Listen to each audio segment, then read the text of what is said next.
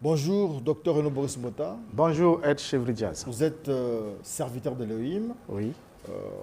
Vous êtes un ancien du message du temps de la fin. Oui. Donc, avec pour tête d'affiche ou pour guide William Marion Branham. Aujourd'hui, vous ne croyez plus à cette vision-là. Bonjour, révérend Parfait Branham. Bonjour, monsieur le journaliste. Vous êtes à la tête du Branham Tabernacle de Siafoumou à Pointe-Noire. Et vous êtes un adorateur du Seigneur William Marion Branham. Et le sujet aujourd'hui, c'est la suite du face-à-face dernier, qui de Jésus-Christ et de William Marion Branham est le rédempteur. Pour Dr Mbota, c'est Jésus-Christ, mais pour vous, c'est William Marion Branham. Je vous donne 10 minutes pour convaincre le public, le peuple du studio 210, mais aussi pour faire comprendre ces choses au docteur Renaud Boris Mbota. 10 minutes. Qui de Jésus-Christ et William Branham est le sauveur, c'est un sujet vital pour toutes les religions, parce que nous voulons, peu importe la religion ou la croyance, nous voulons savoir qui est le sauveur. C'est très, très, très important. Bon, nous allons d'abord commencer par définir qu'est-ce que la rédemption ou le salut. Et pour tous les téléspectateurs qui sont en train de nous suivre, l'idée, c'est de présenter et faire comprendre aux gens que le salut ou la rédemption se fait en deux phases. La première phase de la rédemption, c'est le paiement de prix par le sang. Et la deuxième phase, c'est la rédemption ou le rachat du corps de chair. C'est ce que nous voulons présenter. Donc, durant tous les débats, il faudrait que mon co-débatteur comprenne, nous ne refusons pas que Jésus n'était pas un sauveur et nous ne disons pas que le sang n'avait servi à rien. Ce n'est pas ce que nous prêchons. Et il faut que les gens comprennent, qu'ils suivent attentivement ce que nous disons. Nous parlons sur le sauveur, pas un sauveur. Le sauveur, c'est lui qui vient accomplir la rédemption de l'âme et de la chair. Alors, qu'est-ce que le salut? Qu'est-ce que la rédemption? La rédemption, c'est délivrer l'homme, pas seulement l'homme, l'homme et son héritage, moyennant un rançon ou un prix. Un prix à payer en le ramenant dans la condition où il était avant le péché. Où était l'homme avant le péché? L'homme était un avec Dieu. L'homme a été créé à l'image et à la ressemblance de Dieu. Et le septième jour, Dieu s'est reposé dans l'homme. Donc l'homme était le tabernacle dans lequel Dieu vivait. L'âme de l'homme et l'esprit de l'homme étaient avec Dieu. Et le corps de chair ne pouvait pas repartir, ne pouvait pas mourir, ne pouvait pas aller à la poussière. Donc à l'intérieur, l'homme était avec Dieu et le corps de chair était avec Dieu. Mais lorsque l'homme a péché, et c'est ça le problème, lorsque l'homme a péché, Dieu qui se trouvait, qui avait son repos dans le corps de l'homme, a quitté l'homme. Et la chair de l'homme, qui ne mourrait pas, doit maintenant mourir. Dieu a dit, comme vous avez fait ce que je vous avais interdit de faire, vous êtes poussière et vous allez repartir à la poussière. Voilà la position. L'homme qui était dans l'éternité tombe dans le temps, donc de la mort. L'homme est emprisonné dans une prison appelée le temps. Il naît, il grandit et il doit mourir. C'est une prison.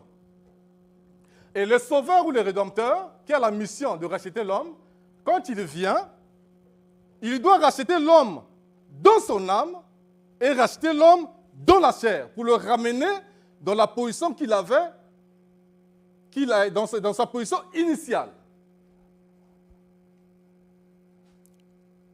Et c'est là où Dieu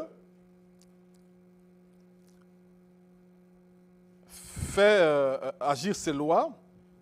Il dit dans Deutéronome 19, verset 15, « Un seul témoin ne suffira pas contre un homme pour constater un crime ou un péché, quel qu'il soit. un fait ne pourra s'établir que sur la déposition de 2 ou de 3 témoins. L'homme a péché, il a quitté sa première position, il est arrivé à être emprisonné dans la mort. Il faut le libérer. Pour le condamner ou le gracier, il faut 2 ou 3 témoins.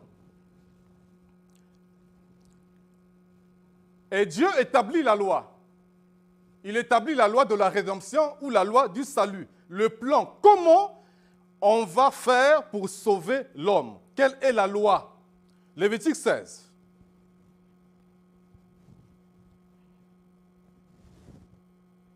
Lévitique 16,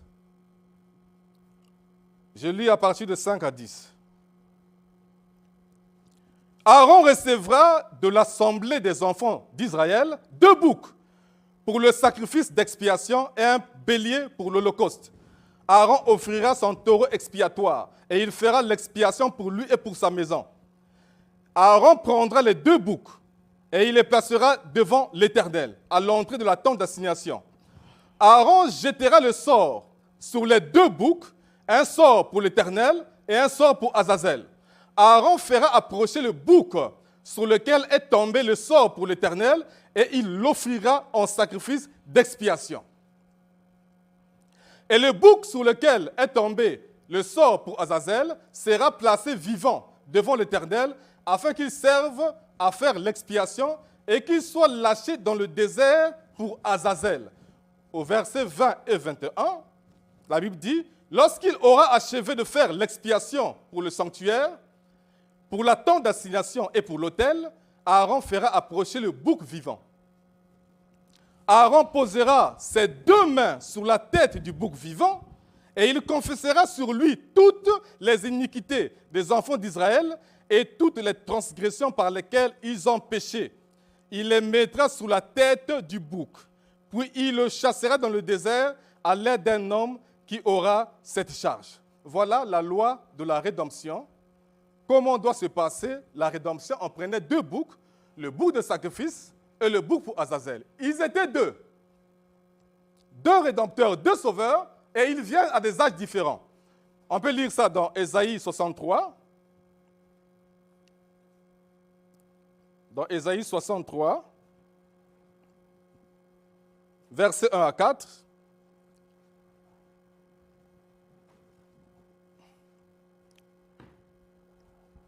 Donc, on prenait 2 boucs, le bouc de sacrifice et le bouc pour Azazel. L'un, le bouc de sacrifice, on l'égorgeait et il versait son sang. Et le deuxième bouc, on le gardait vivant. Donc, la problématique ici, selon la loi de la parole, c'est que le bouc, le rédempteur qui vient accomplir la rédemption, ne doit pas mourir. Parce que le principe, c'est quoi? C'est que la loi de Lévira dit, dans Deutéronome 25:6, lorsque le rédempteur venait pour accomplir la rédemption, celui qui est dans la prison est dans la prison de la mort. Il est en train de mourir. C'est lui qui vient le sauver. S'il meurt, ce n'est pas lui le sauveur. On doit changer de sauveur. On doit prendre un autre sauveur pour le remplacer. Parce que si moi je suis le rédempteur, je viens sauver celui qui est dans la prison de la mort, et que je meurs moi-même, on doit le changer. On doit remplacer un autre rédempteur à sa place. Donc, la problématique ici, c'est que le rédempteur ne doit pas mourir. Alors, quand M. Mbota prenait la parole, il doit commencer à identifier le bouc pour Azazel et le bouc de sacrifice. Je lui pose 2 questions. La première question, il doit identifier entre le bouc de sacrifice et le bouc d'Azazel, lequel des boucs on va briser les os. La parole dit dans Lamentation 3, verset 4, le bouc est vivant, mais ses os seront brisés. On va le briser les os. C'est qui? Quel est ce bouc qu'on va briser les os? Et il doit nous dire ici, quel est le bouc là qu'on ne va jamais briser les os, où la Bible dit aucun de ces os sera brisé. On a 2 boucs, un bouc, les os ne seront pas brisés, et l'autre bouc, les os vont être brisés. La deuxième question, il avait dit dernièrement ici que pour lui, on lui dit même que pour la Bible, il dit pour lui, le bouc pour Azazel et le bouc de sacrifice, les 2, c'est Jésus qui les accomplit. Alors si Jésus accomplit le bouc pour Azazel, M. Mbota doit nous démontrer ici, parce que le bouc pour Azazel, c'est un bouc qui est vivant, il doit nous démontrer que Jésus n'est pas mort. Jésus n'a jamais goûté à la mort. C'est la seule issue pour M. Mbota de nous démontrer par la parole, pas par des théories, par la parole, que Jésus est le bouc pour Azazel. Voilà mes deux questions. Voilà, c'est encore votre parole. Vous voulez donner à d'autres. Nous avons encore 1 minute. Ah, il m'a fait signe que j'avais que 3 minutes qui restaient. Vous avez 1 minute. Bon, bref, vous avez 1 minute encore. Vous êtes dans votre temps. Oui, donc je reviens pour dire que la problématique, c'était que le sauveur ne doit pas mourir parce que c'est lui qui vient sauver, c'est lui qui vient pour sauver et est en train de mourir. Il doit arrêter la mort. Il ne doit pas mourir. Donc le Rédempteur ne doit pas mourir. Et ensuite, il doit répondre à mes questions. Qui est l'agneau qui n'avait aucun os? Aucun de ses os doit être brisé.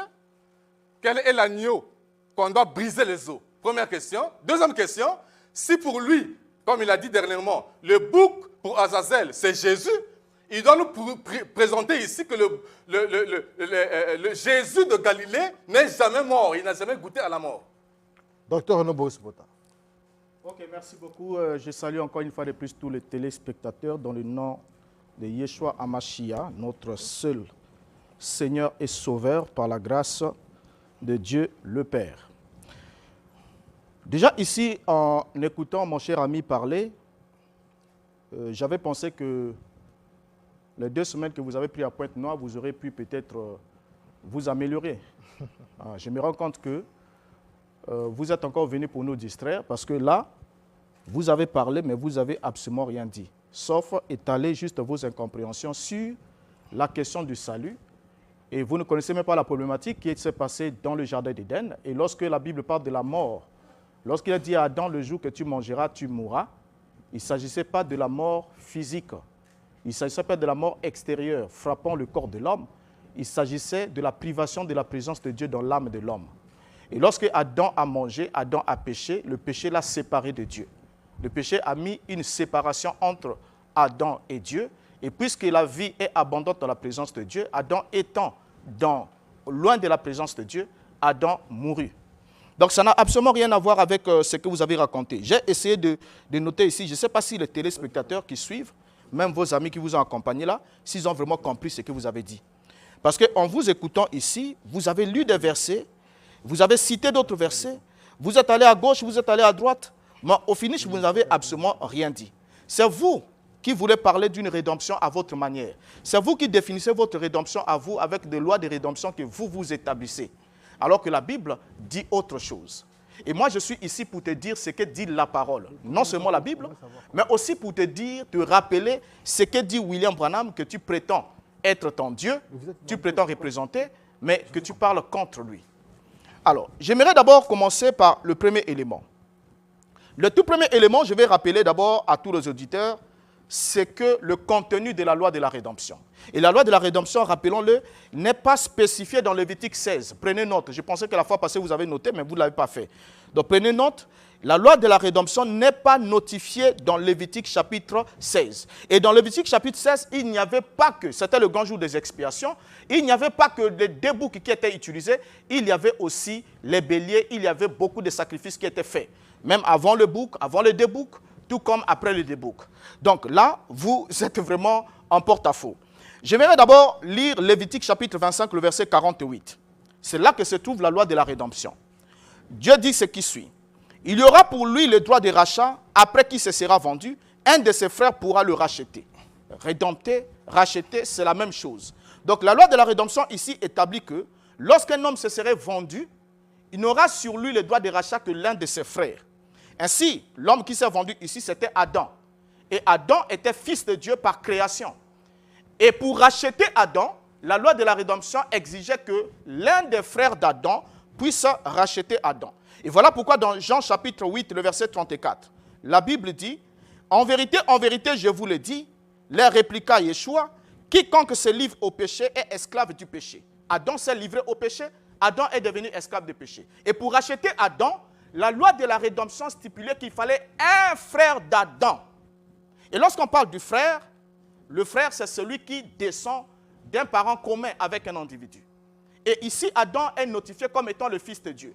Il fallait alors que Dieu envoie un autre fils. Et c'est ce que la Bible dit dans 2 Pierre chapitre 2, le verset 19. La Bible dit, il leur promettait la liberté quand ils sont eux-mêmes esclaves de la corruption, car chacun est esclave de ce qui a triomphé de lui. Donc, lorsque le péché a triomphé d'Adam, Adam est devenu esclave du péché.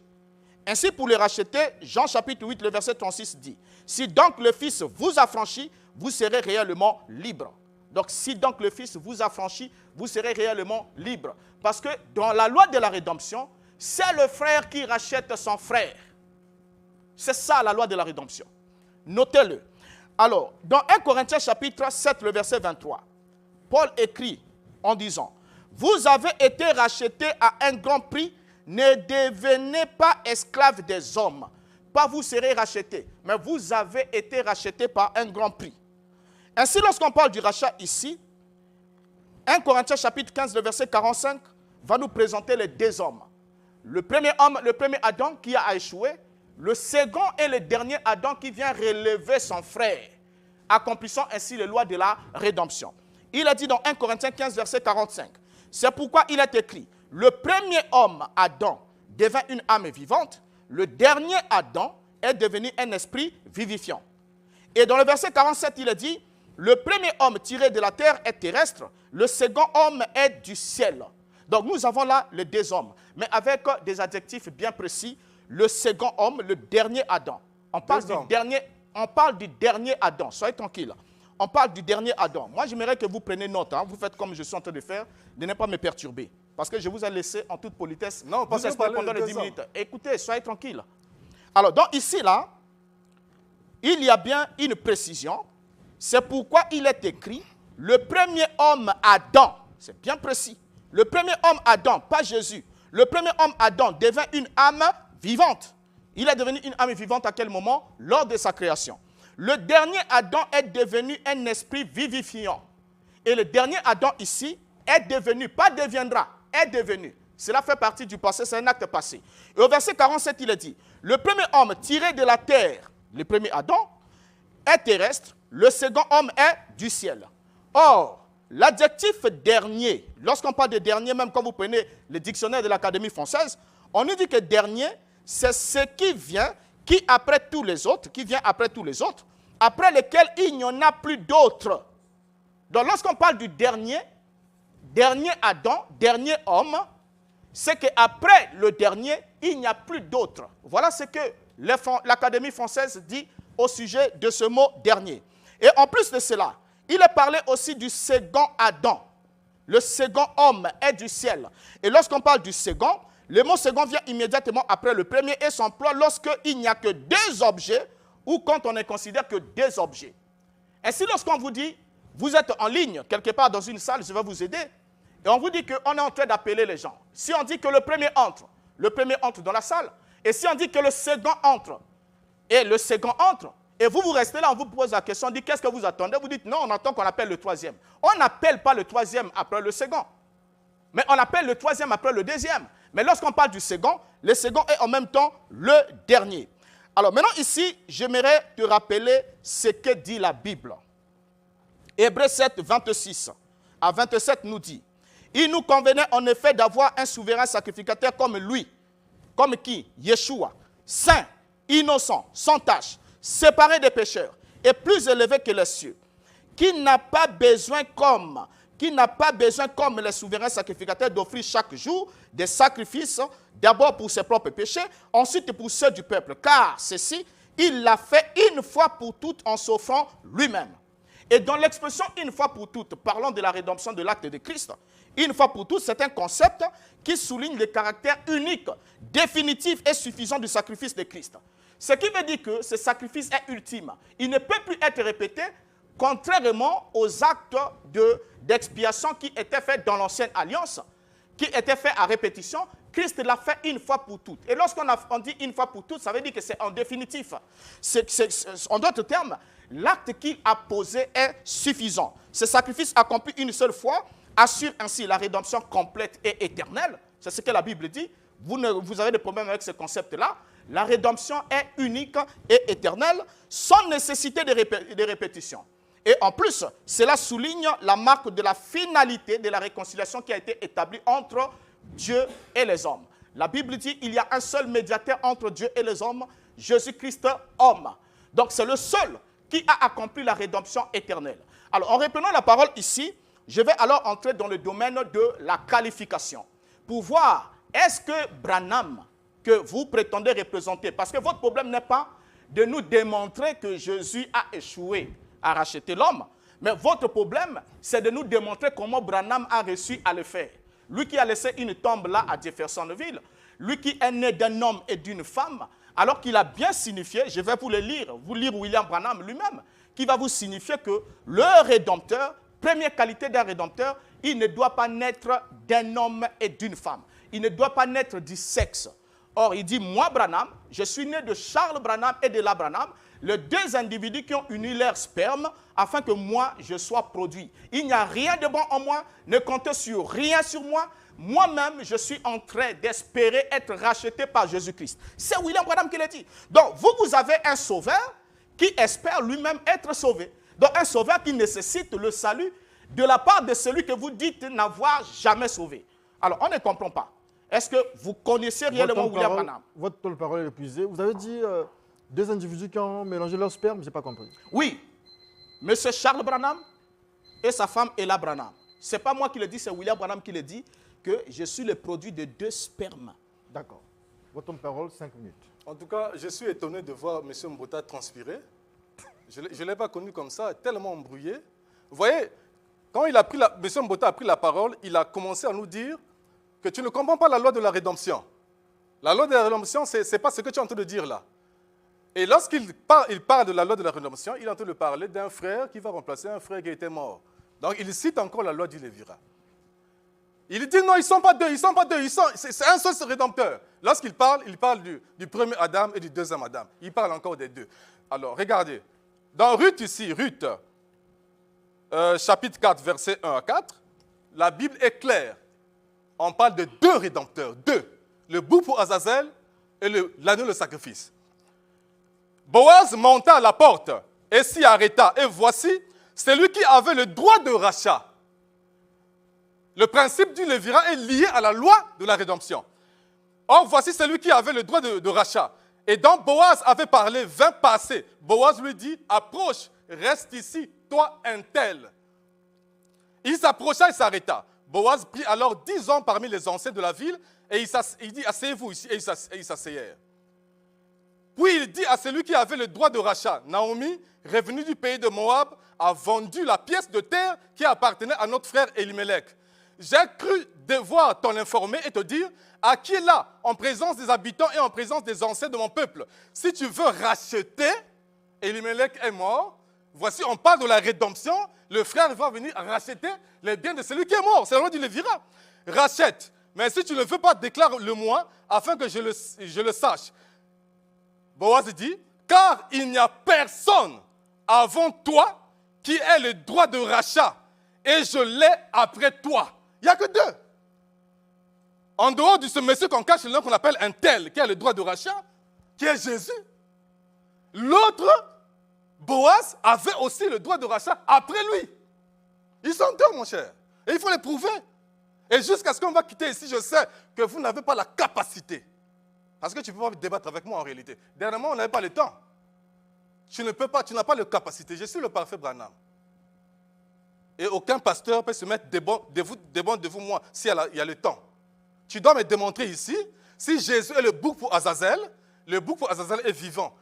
Et Lamentation 3,4 dit, les eaux, on l'a brisé les eaux. Tu dois le prouver ça. Si les rédempteurs, les eaux doivent être brisées. Or Jésus, auquel ces eaux ont été brisées? Quel l'agneau là, le bouc là, que les eaux vont être brisées? Et tu dois nous démontrer, puisque le bouc pour Azazel est vivant, tu dois nous prouver que Jésus n'est jamais mort. Et s'il ne meurt pas, il ne doit pas être né. Parce que c'est lui qui veut accomplir la rédemption dans Genèse 18, la rédemption du corps de la chair. Il va dire à Abraham que vous aurez ce fils-là. Il rajeunit le corps d'Abraham. Donc, le monsieur-là n'est pas né, il n'est pas mort, il faut le prouver. Et vous avez dit ici que Branham a été sauvé. Attends, je vais vous lire une écriture ici. Non, il était sauvable, pas sauvé. Et vous avez dit que Jésus l'a sauvé. C'est ce qu'il a dit. Voilà. Mais tu n'as pas compris ça. Voilà pourquoi j'étais embrouillé. Allez-y, continuez. Je vais lire les écritures où Jésus a été sauvé.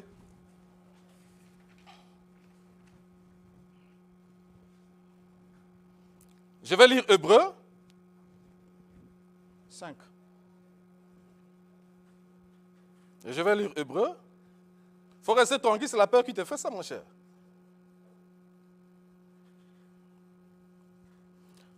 C'est lui, Jésus, c'est lui qui, dans les jours de sa chair, ayant présenté avec des grands cris et avec larmes, donc Jésus pleurait, ayant présenté avec des grands cris et avec larmes des prières et des supplications à celui qui pouvait le sauver de la mort. Et la Bible dit ici, il a été exaucé. Je peux lire encore même 50 écritures ici, où Jésus a été sauvé. Donc quand tu dis que Branham a été sauvé, ça n'a pas de sens. Démontre-nous que Jésus, ses os étaient brisés pour qu'il soit le bouc Azazel. Démontre-nous ici que Jésus n'était pas mort pour qu'il soit le bouc pour Azazel. Tu as dit que Branham était né. Je vais chuter là. Branham était né, il avait un père et une mère. Qui t'a dit ça, frère? Vous êtes mal enseigné par les prédicateurs là-bas.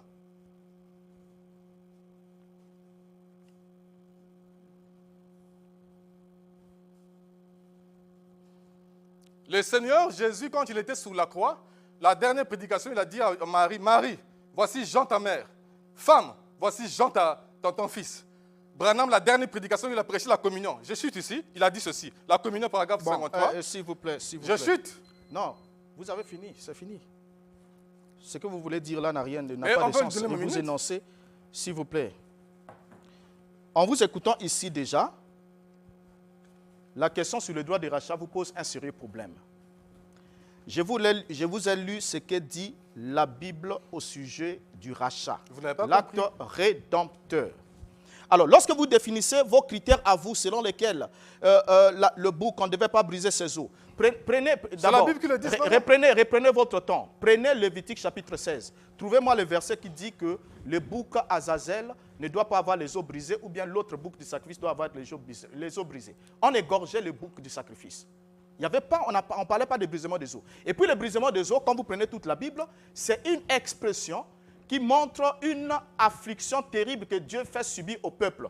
Et il a même parlé dans beaucoup de passages où Dieu parle du fait de briser les os de ce peuple-là. Donc c'est une affliction punitive. Ce qui n'a rien à dire, rien à voir avec ce que vous êtes en train de vouloir insinuer. Maintenant ici, moi j'aimerais aller avec vous. Maintenant là, je vous démontre alors ce que dit William Branham au sujet de son être. Est-ce que Branham est qualifié pour être le rédempteur? Je lis William Branham. Dans la prédication, pourquoi le Saint-Esprit a-t-il été donné? Prêchez le 17, 12e mois 51, paragraphe 85. Écoute ce que ton Dieu dit. Donc, aucun autre son ne pourrait sanctifier les gens. Je ne pourrais pas vous sanctifier. Et vous ne pourrez pas me sanctifier. Parce que nous sommes tous les deux nés par le sexe. Mais Jésus est né sans le sexe, c'est vrai. Donc son sang était le sanctificateur. Et Dieu est descendu et a fait un corps, a vécu dedans, a répandu le sang pour sanctifier, ce qui a parfaitement éliminé la culpabilité du péché et la honte. Alors, par la foi, en y croyant, Dieu descend droit dans ce corps humain pour la sanctification de ce sang, ce qui fait de lui la sémence d'Abraham par la foi. Ça, c'est William Branham. Et il continue en disant, dont la parole parlait à la sémence originelle, prêché le 18 mars 63, paragraphe 195, c'est Branham.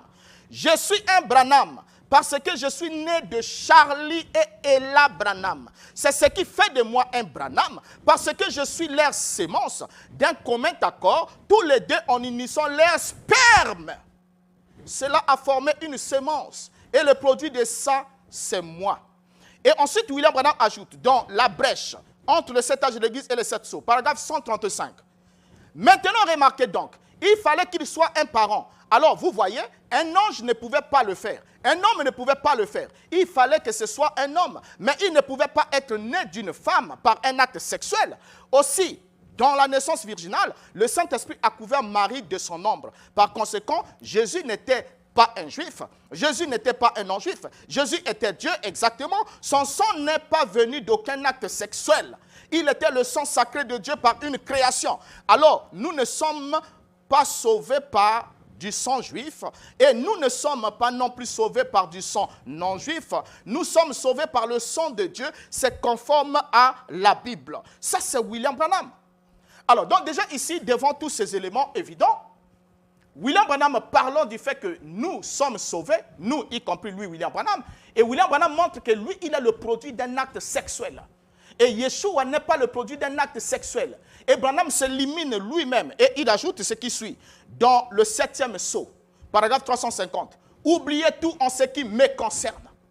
Je suis votre frère, un pécheur sauvé par la grâce, indigne de vivre. C'est l'exacte vérité. Je ne dis pas ça pour être humble. Ce sont les faits. Il n'y a rien en moi, absolument rien de valable. Donc, le Rédempteur devrait être quelqu'un qui soit digne. Et Branham affirme ici qu'il n'y a rien de bon, rien de valable. Et je vais voir quand vous allez prendre la parole, comment vous allez recadrer votre Dieu. Pour lui dire, mais comment tu peux dire ça, Branham? Tu n'as pas la révélation. Tu as été mal enseigné par Roy Davis, le Ku Klux Klan. Et ensuite, vous allez recadrer William Branham et nous démontrer que Branham a dit des faussetés ici. Nous avons encore du temps. Alors donc, lorsque nous regardons ici, on se rend bien compte que vous parlez de Branham que vous ne maîtrisez pas. Et ce que j'apprécie avec vous, c'est quoi? C'est-à-dire vous prétendez parler au nom de William Branham, que vous dites être votre Dieu, mais vous suivez et servez un Dieu que vous ne croyez pas. Et vous allez prendre, lorsque Branham dit qu'il a été sauvé de ses péchés, vous allez prendre l'écriture où Yeshua a pleuré. Mais Yeshua a prié pour être sauvé de quoi? Des péchés? Non. Il a prié, il a invoqué celui qui pouvait le sauver de la mort. Sauver signifie racheter. Donc on a sauver racheté de Jésus. la mort, pas du péché. C'est mon temps de parole. Allez-y. Vous avez raison de quitter le message. C'est soi-disant message que vous croyez parce que vous n'avez rien compris. Lorsque un trône est sur terre, il est gardé. Oh là là. Et ce que vous êtes en train de lire là, on appelle ça les épouvantails. Vous n'avez pas eu la chance de connaître qu'est-ce qu'un épouvantail. Ce sont les écritures qui devaient vous emmener en enfer. C'est ça la parole, les épouvantails, on appelle ça. Toi, tu as lu les écritures aussi où Jésus, Branham dit, il était né. C'était des épouvantails. Branham, la dernière prédication qu'il a prêchée comme Jésus, quand il a dit à Marie, Marie, voici Jean son fils, femme, voici. Et regardez, écoute ce que Branham dit, il prêche aussi la communion. De 12 décembre 65 au paragraphe 52. Branham a toujours parlé des 2 œufs, l'histoire des 2 œufs. Un aigle qui a pondu 2 œufs, les 2 boucs, bouc de sacrifice et bouc pour Azazel. Il dit ceci, cependant tout d'un coup j'ai levé les yeux et j'ai dit, je ne suis pas le fils de Charles et Ella Branham. Il y a quelque chose qui appelle. C'est comme mon petit aigle. L'histoire qu'il raconte des 2 œufs, les 2 boucs. Il dit ici, ce n'est pas son père et sa mère. Ella Branham et Charles Branham ne peuvent pas mettre au monde un esprit. Il parlait de son corps physique. Donc, tu as pris beaucoup des épouvantails, les écritures qui cachent Dieu, tu as mis ça dans ton sac et tu te fais passer pour un docteur alors que tu es infirmier, comme j'avais dit dernièrement. Il faut que je t'arrache le diplôme. Jusque-là, tu n'arrives pas à nous démontrer. Si Jésus est le bouc pour Azazel, Lamentation 3:4 dit que les os vont être brisés. Aucune écriture dit que les os de Jésus ont été brisés. Mais nous, on veut savoir qui est le Rédempteur là. Qui a les os brisés, c'est qui? Parce que si on avait brisé les os de Jésus, mais quand la Bible a dit, aucun de ces os sera brisé. Vous dites que ce sont les os spirituels. Vous voulez, quelle écriture vous avez dit que c'est les os physiques? On a brisé les os de ces 2 malfaiteurs, mais on n'a pas brisé les os physiques de Jésus.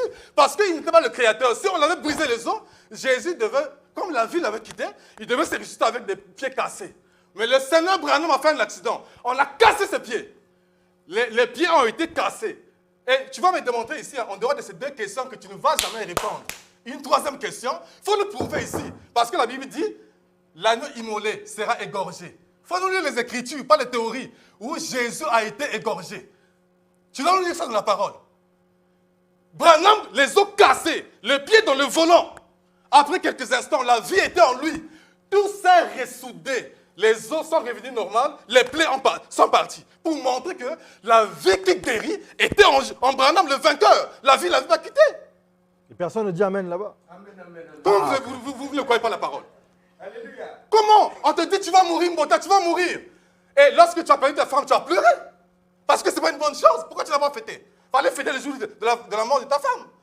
Parce que la mort n'est pas bien. Et on vient vous annoncer ici que le Rédempteur doit arrêter la mort. Quelle bonne nouvelle. Mais on devait être content que la mort va être arrêtée. Donc, démontre-nous un. Si Jésus est le bouc d'Azazel, je chute là, démontre-nous ici que les os de Jésus étaient brisés. 2. Si Jésus est le bouc pour Azazel, démontre-nous ici que Jésus de Galilée n'était pas mort.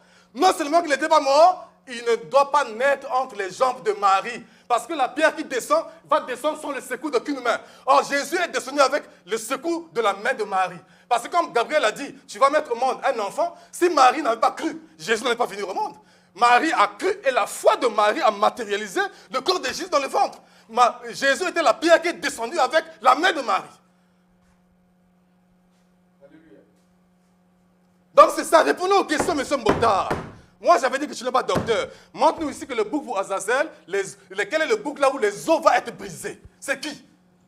Démontre-nous que les os de Jésus étaient brisés. Démontre-nous que Jésus de Galilée était mort. Il n'était pas mort. Démontre-nous que Jésus n'est pas né d'une femme. Parce que Branham a dit ici, Charles ce n'est pas son père et sa mère. Alors, docteur Mbota, vous devez beaucoup de questions, beaucoup d'UV au révérend Branham. Mais révérend Parfait Branham, avant que le docteur Mbota ne prenne la parole, oui, essaie de nous expliquer l'histoire, l'anecdote des deux boucs. Pour ceux qui ne comprennent pas le message. Rapidement, en quelques minutes. Les deux boucs sont les deux rédempteurs. Les deux étapes du salut. Le bouc de sacrifice, sa mission viendra pour verser le sang.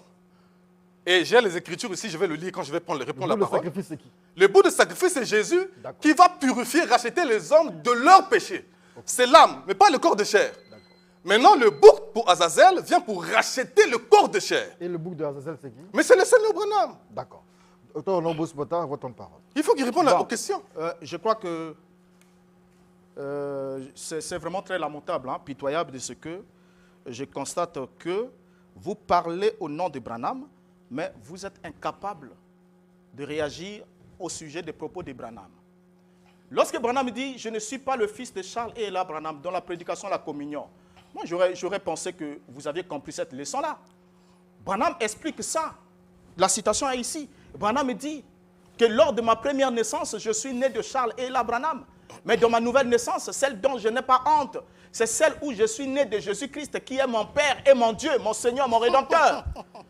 Il dit, voilà, sur cette base-là de cette nouvelle naissance, je ne suis pas le fils de Charles et Ella Branham, à cause de cette nouvelle naissance, qui est une naissance d'en haut.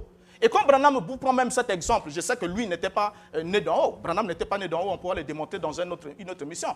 Mais quand il vous prend l'exemple des aigles, il vous montre là la naissance céleste, qui n'a rien à voir avec la naissance biologique. Lisez! Et la naissance biologique, William Branham est né de Charles et Ella Branham. C'est lui qui l'a dit. Le spermatozoïde des deux individus. Et à quel moment est-ce que cela se fait? Cela se fait pendant que William Branham prêche sur les prétendus sceaux. Et Branham le dit comme ça. Et comme Branham le dit, vous ne voulez pas le croire. Vous dites non, il n'est pas le fils de Charles et Ella Branham, alors que lui-même qui est né de ses parents-là, dit qu'il est leur progéniture. Donc il avait l'ADN de Charles et Ella Branham, un ivrogne en plus une ménagère. Donc il est né d'eux. Donc ne venez pas faire passer William Branham pour ce qu'il n'est pas, bien que c'est lui-même aussi qui vous a introduit dans tout et dans n'importe quoi, parce qu'il a enseigné tellement de confusion qu'il vous a emmené là où vous êtes. Vous êtes que l'un des produits de ces hérésies.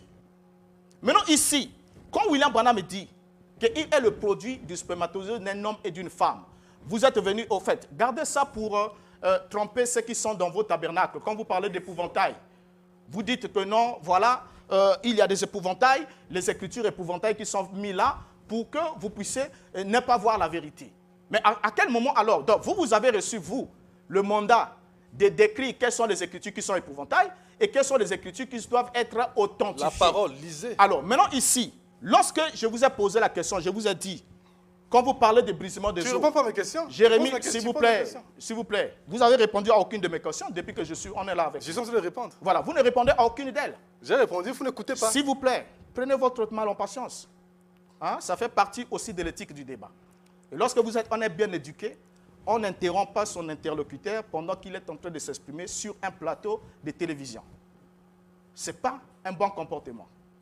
Vous comprenez? Donc, prenez au moins note de ça et pour que vous soyez édifiés. Ici, ce n'est pas l'église. Ici, c'est un débat où vous devez apporter des arguments convaincants. Maintenant, je vous ai demandé, j'ai dit, vous avez fabriqué une loi de rédemption à vous. Je vous ai demandé, montrez-moi dans Lévitique chapitre 16, là où il est dit que les os, on parle du brisement des os dans Lévitique chapitre 16. Jérémie, dans son écriture, dit, je suis comme un homme ivre de vin. J'ai les os qui sont brisés. Je suis tremblant et comme un homme ivre de vin avec les os qui sont brisés au-dedans de moi. Tous mes os sont brisés à cause de l'Éternel et à cause de ses paroles saintes. Mais quand Jérémie affirme que ses os sont brisés à cause de l'Éternel et de ses paroles saintes, est-ce qu'il s'agit de brisement physique?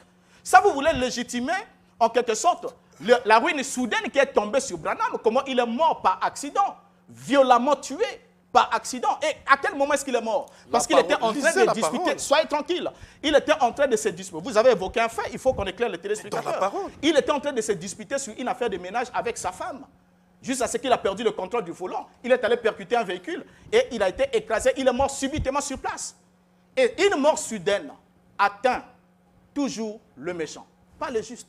Un prophète de son gabarit ne pouvait pas connaître une mort si brutale, si horrible, de cette manière-là. Donc une mort accidentelle.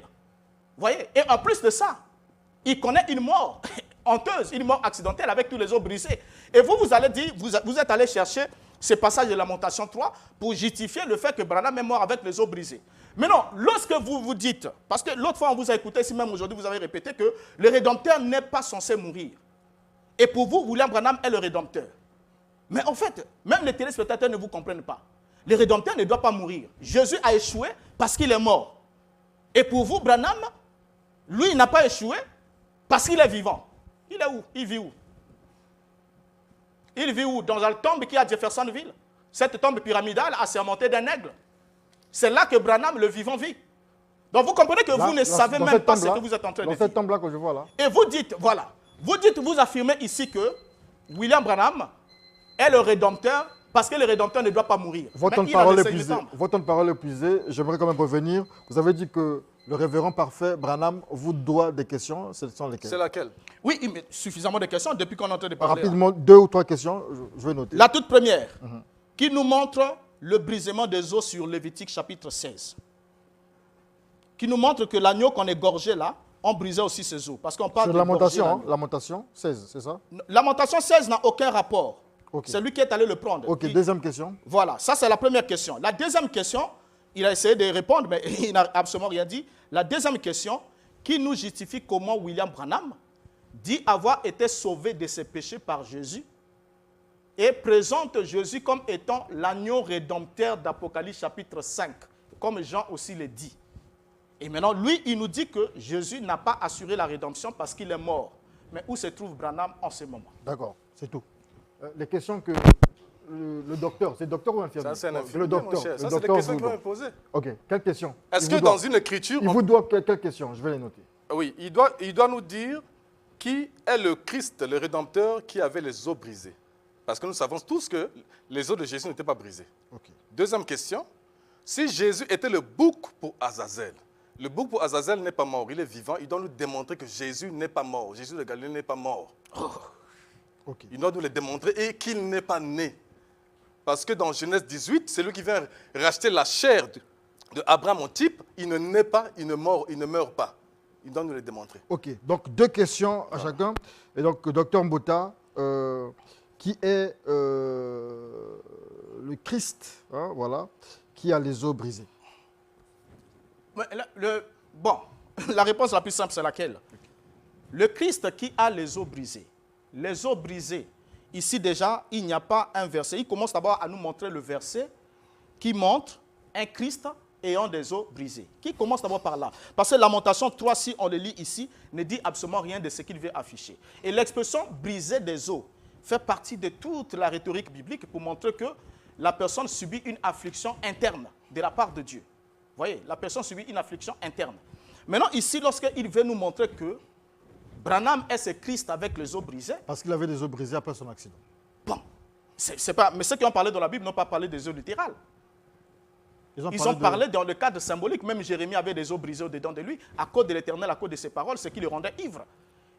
Et Dieu parle ici des os brisés, il ne parle pas des ossements physiques. Alors, la théorie du bouc de Azazel démontre que Jésus n'est pas le Rédempteur, selon lui. Voilà, ce que lui ne comprend pas, c'est quoi? Selon la Bible, lorsqu'on parle de ces 2 boucs-là, il y avait le bouc du sacrifice, celui qu'on égorgeait, Avant d'égorger le bouc, le souverain sacrificateur offrait d'abord des offrandes pour son péché et ceux de sa maison. Ensuite, on égorgeait ce bouc-là. Le premier bouc, on l'égorgeait. Maintenant, le second bouc, on ne l'égorgeait pas. Qu'est-ce qu'on faisait? On confessait le péché sur ce second bouc. Donc, il portait le péché et ensuite, on l'emmenait au loin. Vous voyez, il était au loin emmené par un homme qui devait l'emmener au bord d'un précipice et puis le lâcher. Celui-ci, il était le porteur du péché. Or, que ce soit le bouc pour le sacrifice, celui qui est mort, que ce soit celui qui a porté le péché, c'est Yeshua qui a accompli toute la loi et les prophètes. Pas Branham? Absolument rien. La Bible dit, le sang des taureaux, des boucs, les sacrifices et tout le reste n'était que l'ombre des choses à venir et la réalité se trouve en Christ. Et il le sait. Branham lui a signifié ça, que toute la loi, que ce soit, regardez dans la scène là, que ce soit le sacrificateur, que ce soit le premier bouc, que ce soit le bœuf, que ce soit le second bouc, ce sont des rôles que Yeshua a joués. Et la Bible dit, il a porté nos péchés. L'Éternel a fait retomber sur lui l'iniquité de nous tous. Donc pour que l'iniquité de nous tous retombe sur lui, il fallait qu'il soit le bouc émissaire, celui qui porte le péché du peuple. Merci pour ces réponses. Les questions à Parfait Branham.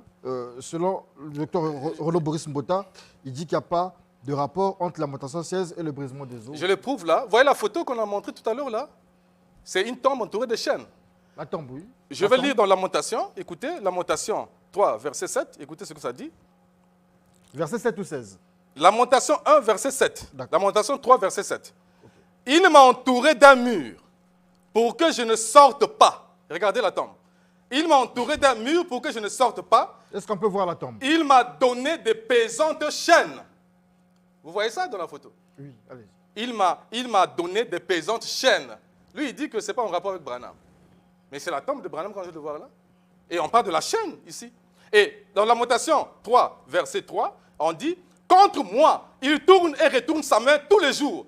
Il a fait vieillir ma chair. Jésus avait vieilli. Il a fait vieillir ma chair et ma peau. Il a brisé mes os. Ça, ce n'est pas Jésus.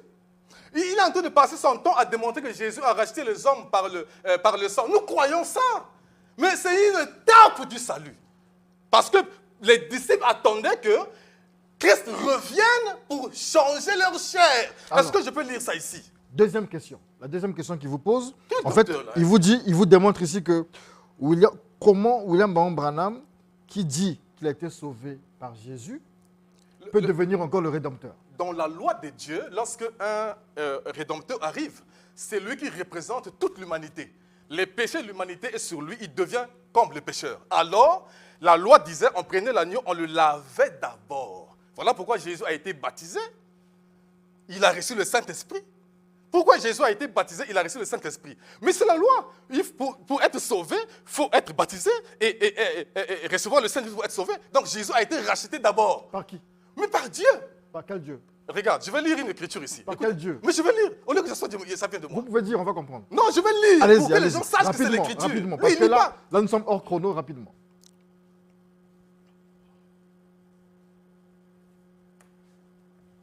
S'il faut encore chercher, ça va Hébreu, non, c'est pas loin, mon cher. Il faut qu'on lise ça. Il ne faut pas qu'on dise, frère Branham a inventé une écriture. Hébreu. Hébreu 9, verset 15.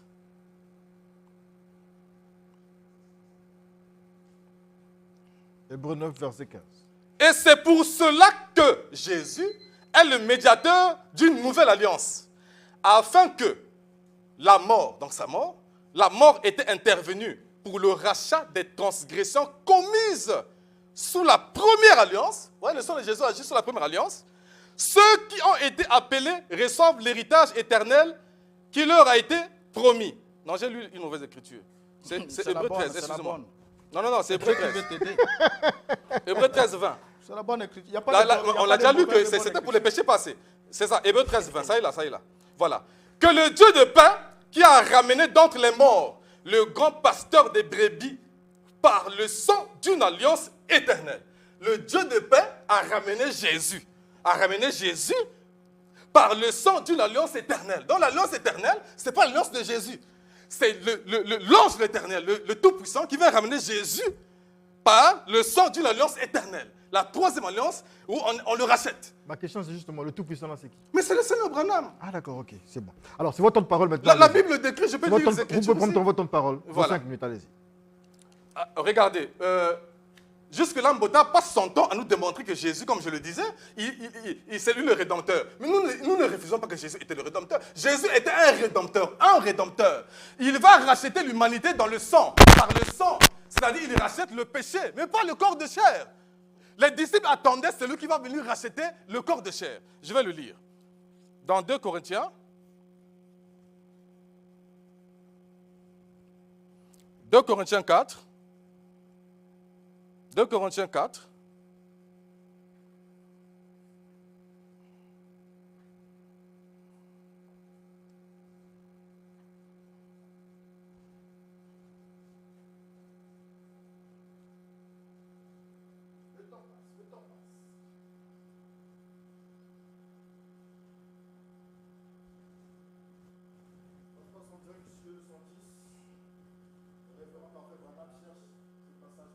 Oui, 2 Corinthiens 4, 12. Il n'a même pas le Saint-Esprit pour lui rappeler les Écritures. C'est malheureux.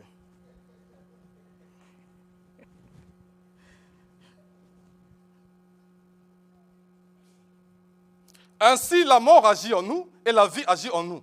Et comme nous avons le même esprit de foi qui est exprimé dans cette parole de l'Écriture, j'ai cru, c'est pourquoi j'ai parlé. Nous aussi, nous croyons et c'est pour cela que nous parlons. Sachant que celui qui a ressuscité le Seigneur, Jésus nous ressuscitera aussi avec Jésus et nous fera paraître avec vous en sa présence. Car tout cela arrive à cause de vous, afin que la grâce, en se multipliant, fasse abonder à la gloire de Dieu les actions de grâce d'un plus grand nombre. C'est pourquoi nous ne perdons pas courage et lors même que notre homme extérieur se détruit, notre homme intérieur se renouvelle de jour en jour. Car nos légères afflictions du moment présent produisent pour nous au-delà de toute mesure un poids éternel de gloire parce que nous regardons non point aux choses visibles, mais à celui qui est invisible, car les choses visibles sont passagères et les choses invisibles sont éternelles. Et il dit encore dans Philippiens 3, écoutez ça, Philippiens 3, versets 20 à 21.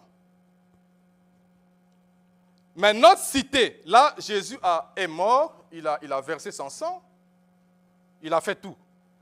Mais notre cité à nous est dans les cieux, d'où nous attendons, ils attendent encore, d'où nous attendons aussi, comme sauveur, le Seigneur Jésus-Christ, qui transformera le corps de notre humiliation en le rendant semblable au corps de sa gloire pour les choses qu'il a assujetties, toutes choses.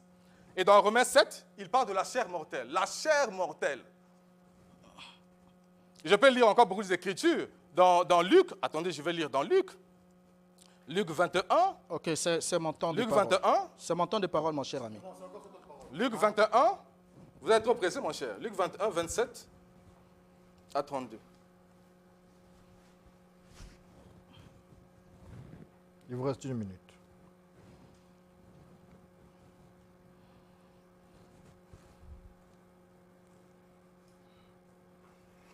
Jésus parle des signes du temps de la fin. Il est déjà mort. Il a accompli, il a versé le sang. Les disciples disent ceci. Jésus dit aux disciples, de même, quand vous verrez ces choses arriver, sachez que le royaume de Dieu est proche. Je vous l'en dis en vérité, cette génération ne passera pas. Non, c'est le 28. Quand ces choses commenceront à arriver, redressez-vous et levez vos têtes parce que votre délivrance approche, parce que votre rédemption approche. Donc, ne passe pas ton temps en nous démontrant que Jésus avait versé le sang, c'est lui le Rédempteur. Ça, nous croyons. Mais nous disons que la rédemption là était pour l'homme intérieur, c'est le péché. Ça, c'est bon. Maintenant, la deuxième phase, ce n'est pas Jésus qui l'accomplit. Et les disciples, ici, j'ai lu, attendaient la rédemption de leur corps. Vous avez dit que les os de Jésus, les os là, c'est spirituel, mon cher. Les chaînes sont spirituelles, on a vu ça à la télé ici. Quand on avait brisé les os des malfaiteurs qui étaient à la croix, les os là, c'était spirituel. On l'a brisé, les os, c'était naturel, ce n'est pas spirituel, mon frère. Et jusque-là, mes questions n'ont pas de réponse. Le Seigneur Branham, c'est lui qui a accompli toute la parole et vous ne pouvez pas l'éprouver, mon cher. Tu ne peux pas. Ok, merci. Alors, je crois que vous êtes pourtant en train de lire une écriture Et les conseils que je peux vous donner, parce que nous avons un programme d'éducation aussi dans notre pays, il n'est pas trop tard pour apprendre. Hein, parce que je me rends compte que vous partiez vers l'école, mais vous n'allez pas à l'école. Je n'ai pas besoin de conseils. Voilà, vous n'allez pas à l'école. Parce que ici, vous lisez un texte, Philippiens, qui vous parle de celui qui viendra et qui transformera leur corps. Oui. Mais puis, et Paul qui parle de qui doit venir. Nous attendons, notre cité est au ciel. Qu'est-ce qu'il dit? Le passage que vous avez lu, qu'est-ce que Paul dit dans Philippiens? Il dit, mais notre cité à nous est dans les cieux, d'où nous attendons aussi notre Sauveur, le Seigneur Jésus, Christ, qui transformera notre corps et le rendra semblable à son corps de gloire. Qui doit venir du ciel pour transformer leur corps? C'est Jésus-Christ. Pour lui, c'est Jésus comme vous. Alors, soyez tranquille, s'il vous plaît. Soyez tranquille. Donc, ici, Paul dit c'est Jésus. Maintenant, comment est-ce que vous faites pour enlever ce que Paul dit? Paul qui parle de ça, il dit c'est Jésus-Christ qui viendra. Il attendait que Jésus vienne pour transformer leur corps. Maintenant, vous vous dites non, ce n'est pas Jésus qui doit venir, c'est Branham qui doit venir pour transformer le corps des gens. Bon, on ne sait pas. Je ne sais pas qu'est-ce que vous avez pris ce matin avant de venir. Parce que vous lisez autre chose et vous nous racontez autre chose. Quand vous montez la tombe de Branham avec des chaînes, peut-être vous ne connaissez pas l'histoire. William Branham étant mort d'une mort maudite. Il n'est jamais mort. Soyez tranquille, il était mort d'une mort maudite. Vous avez dit ici tout à l'heure qu'il est mort avec les os brisés. Je n'ai pas dit ça. Non, soyez tranquille s'il vous plaît. Il a connu un accident, il est mort, il a été enseveli en avril. Et sa tombe est là à Jeffersonville, vous avez montré la tombe. Et là, dans la tombe là, c'est un être qui est vivant, ou bien c'est un mort? C'est un mort. Il n'est pas là. Alors, William Branham est mort. Et quand William Branham est mort, écoutez, cher monsieur Chevry Diaz. Lorsque William Branham meurt, lesquels ont mis les chaînes autour de sa tombe? C'est des prêtres catholiques. C'est un rituel catholique parce que son âme était errante. C'est quelqu'un qui est mort sous une malédiction et son âme était errante. Et les gens commençaient à voir certaines manifestations témoignant que le type n'a pas pu accéder vers l'au-delà. Le chemin n'était pas ouvert. Il fallait qu'on consulte les catholiques. C'est les prêtres catholiques qui sont venus mettre la chaîne et faire le rituel. Quand ils vont là, ils voient la chaîne autour de la tombe. Ils vont chercher une écriture dans la Bible où Dieu parle de la chaîne, parle d'un mur. Mais là, il n'y a pas de mur. Et du coup, on s'est dit non, donc c'est Branham. Donc, vous ne comprenez pas. Lorsque vous ne comprenez pas des rituels, allez poser la question aux prêtres catholiques. Lorsqu'ils prennent, ils vont sceller une tombe avec des chaînes. Cela signifie quoi? Et pourquoi ils l'ont fait sur la tombe de Branham?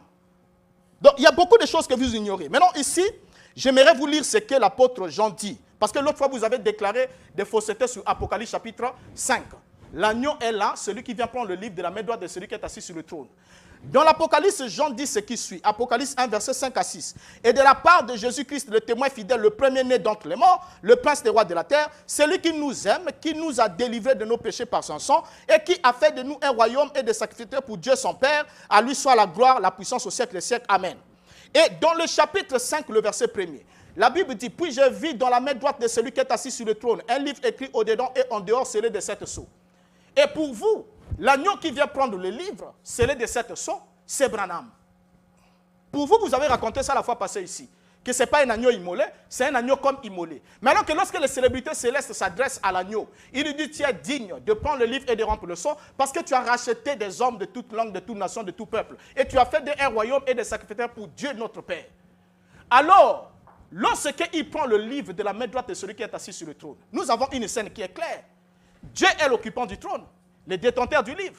Et puis vous vous dites que le livre là, c'était le livre de la rédemption, ce qui est totalement faux parce que l'agneau avait déjà accompli la rédemption avant de prendre le livre. Maintenant, pour vous, c'est Branham qui est cet agneau-là. Maintenant, qui est l'occupant du trône, qui détenait le livre et qui, de la main de laquelle l'agneau a récupéré ce livre? Vous n'allez pas vous en sortir. Parce que la Bible est claire, Dieu le Père a pourvu le salut et le salut nous a été octroyé par le don de son Fils. Dieu a tant aimé le monde qu'il a donné son Fils unique afin qu'il croit en lui ne périsse point, mais qu'il ait la vie éternelle. Et William Branham aussi croyait à ça, malgré qu'il est mort sans avoir la vie éternelle, parce que la preuve est le fruit qui vous a laissé toute la confusion là, c'est une évidence que ce type n'était pas sauvé. Et une fois que nous viendrons, nous parlerons aussi du salut de Branham, vous allez vous rendre compte que Branham n'a rien enseigné de la doctrine des apôtres. Merci, docteur Renaud Boris Mbota. Merci, révérend Parfait Branham. Je vais vous laisser la dernière intervention. Vous aurez 5 minutes chacun. Et la question que moi je me pose en tant qu'observateur, chercheur de vérité, historien du présent, c'est de savoir qui en fait, si c'est William Mahon Branham qui vous a mis dans la confusion, parce que vous êtes un ancien du message, vous êtes dans le message, vous croyez au prophète, au Seigneur William Mahon Branham, lui il a cru au prophète William Mahon Branham, mais toutefois que nous recevons les gens du message, il y a une contradiction. Il a dit, il faut la polygamie. Il est contre la polygamie. Il est Dieu, il n'est pas Dieu. Mais tout ça, on retrouve dans ses brochures. Bref, prière d'édifier le peuple. Vous avez 5 minutes. Révérend Parfait Branham. La Bible dit ceci. Car nous qui vivons, donc Paul est là, Jésus a versé son sang, sans cesse livrés, nous sommes sans cesse livrés à la mort à cause de Jésus, afin que la vie de Jésus soit aussi manifestée dans notre chair mortelle. Donc, je vous ai dit ceci. Le salut est en 2 phases. Le sang, Jésus verse pour le rachat des péchés.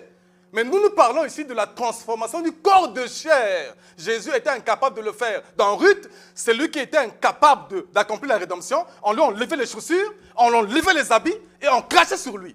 Ruth 1, verset 1 à 4. Et c'est ce qu'on a fait à Jésus parce qu'il était incapable d'accomplir la rédemption. Et vous avez dit quelque chose, moi je suis étonné de voir un docteur, bon, je ne sais pas où est-ce que vous avez eu votre diplôme. Jésus est le Fils unique, j'ai écouté ça, moi je pensais que vous avez suivi ce que j'avais dit. Jésus est le Fils unique de Dieu. J'avais dit que unique ne signifie pas seul. Unique signifie seul en son genre. Abraham, Dieu a dit à Abraham, va et sacrifie, donne-moi ton fils unique. Et lorsque Abraham devait sacrifier le fils, on lui a dit, laisse, on a compris que tu aimes Dieu et tu devais sacrifier ton fils unique. Mais Abraham avait beaucoup de fils. Il avait Ismaël, il avait Isaac. Mais le fils a été le fils de la promesse. Nous avons 2 fils, le bouc pour Azazel et le bouc de sacrifice. Ce sont les fils. Ça, c'est quel docteur là, M. Mbota? Docteur où? Vous êtes un infirmier, pas un docteur.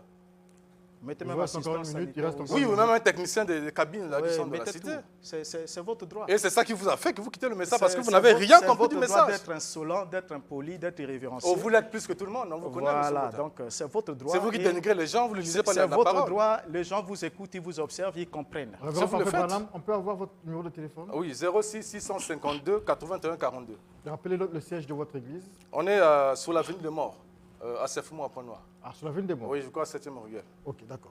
Docteur Lumbos-Spota. Bon, ce que j'aimerais dire aux téléspectateurs, pour ceux qui ne le savent pas, c'est que le monsieur ici devant moi n'est que le produit des élucubrations de William Branham.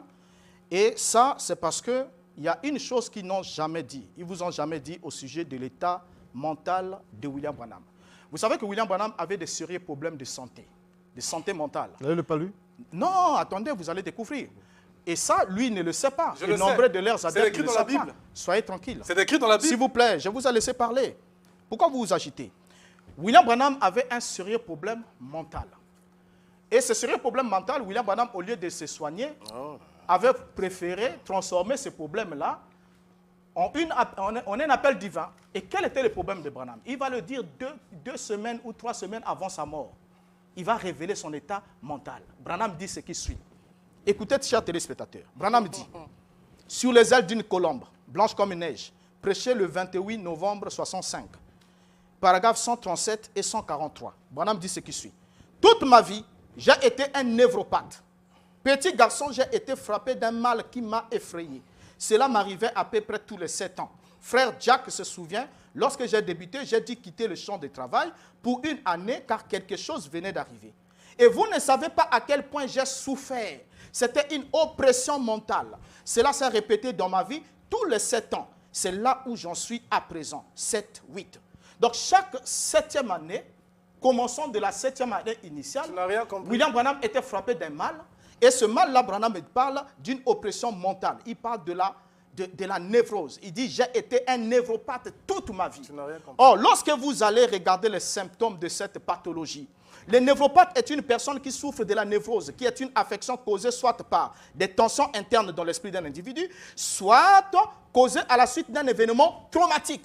Et quel est l'événement traumatique qui a rendu William Branham malade durant toute sa vie? Vous n'avez jamais compris ça. C'est lorsqu'il a dit qu'il a rencontré une voix lui parlant dans un tourbillon, dans un arbre, et qui lui a dit « Ne bois pas, ne fume pas, ne suis pas ton corps d'une quelconque manière avec les femmes, car tu as un travail à faire quand tu seras plus âgé. » Et Branham me dit « Quand j'ai entendu cela, j'étais frappé de peur. » Il dit « Effrayé, c'est même un petit mot. » Il est allé en courant vers sa mère. « Maman, maman, maman, quelqu'un m'a parlé dans l'arbre. » Ah, c'est le dieu Branham qui courait. C'est Branham qui courait. Il n'a jamais Mais non, compris. lorsque Branham court, on lui donne même l'interdiction de ne pas se suivre avec les femmes, hein, mais il a laissé des enfants et des femmes. Il n'a jamais Alors, touché de soyez femme. tranquille, soyez Branham n'avait tranquille. pas de S'il vous sexe. plaît, s'il vous plaît. Quelqu'un n'a pas de sexe, S'il pas vous touché de plaît, femme. s'il vous plaît, s'il vous plaît. Gardez ces âneries-là pour vos 4 murs.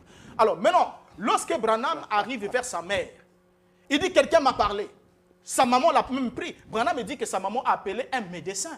Le médecin a examiné l'enfant. Le médecin a dit que l'enfant a subi un traumatisme. Et depuis là, Branham savait qu'il était malade. Et voilà pourquoi quand arrivait chaque 7e année, c'était l'année des troubles. Et notamment l'une de ces années de troubles, c'est 1958. Vous n'avez jamais compris Là ça. où Branham Merci. prêche la pétomie, c'est Merci beaucoup, docteur Monsieur Diaz. Bota. Numéro de téléphone, numéro de téléphone. 06 522 46 66. 06 522 46 66. Et vous n'avez pas d'église. L'église appartient au Seigneur.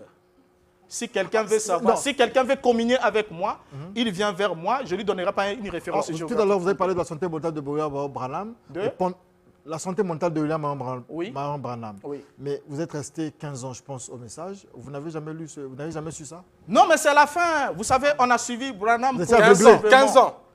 On a 15 ans. suivi Branham progressivement. Moi, je sollicite Et à M. lorsqu'on Mbota, à M. on Diaz, arrive à la fin, avec à sa la fin permission, de sa vie, avec votre on se permission, rend compte que qu'on Branham fasse était ce une qu'il était. émission sur cette maladie. Et je vais lui prouver que tu n'as jamais compris ça sur la maladie là. Une émission de 1h25 sur la maladie là. Oh, mais Je vais te démonter on sur la maladie on là. pourra même appeler un médecin qui viendra nous assister. Oui. Vous allez vous rendre compte que cette maladie produit des Prépare-toi pour hallucinations, ça. Merci des beaucoup. visions Pour ça. hallucinatoires Merci beaucoup, et révérend. beaucoup de choses qui sont fausses. Merci que beaucoup. Branham a énoncé qui Vous pouvez étaient vous la faire- cause de Prépare-toi cette pour maladie. ça. C'est vrai qu'on a un nouveau plateau. Vous pouvez, voilà, vous rapprocher pour vous saluer quand même. Et s'il veut me saluer, Oui, il n'y a pas de rapprochez. souci. Non, mais je ne veux pas les saluer Moi, pour je moi. n'ai jamais eu de On- problème. mais les démons, on les Je salue. vais juste les aider. Ah, vous Les- saluez un démon. Les c'est un démon. embrouillés, on les salue. C'est un démon? Bien sûr, c'est un Je les démon. salue juste. Ah, d'accord. Un Pour démon, lui c'est... souhaiter un jour d'avoir les yeux ouverts et de voir. Et de quitter la folie Merci de William Branham. beaucoup. Merci à l'équipe technique, Raph Okemba, Jean-Claude Gabiza, Salvador, Mongo, Osé Mvembe. Ils sont nombreux, Chaber Ngouma et Madame, Marina Lutangu, Izi Sonyange, Anissé Etomba, Van. Voilà, Van le photographe. Ils sont nombreux. Daniel Amboulou du côté du Nodal. Je vais en oublier certains. Stella. Ils sont nombreux là-bas à la régie. Charlène Likouba. Ah, Charlène Likouba, ouais. J'ai réussi à le dire aujourd'hui. Sephora Céleste. Hardy Basukissa. Ben, vous êtes nombreux. Désiré Laure, voilà. On se retrouve dimanche prochain. Et retenez que le grand maître, le GPS, voilà, le grand prêtre solaire, Roi Winaïva, fera sa sortie le 14 décembre dans un stade de Pointe-Noire. Nous y serons certainement. On se retrouve à une prochaine occasion.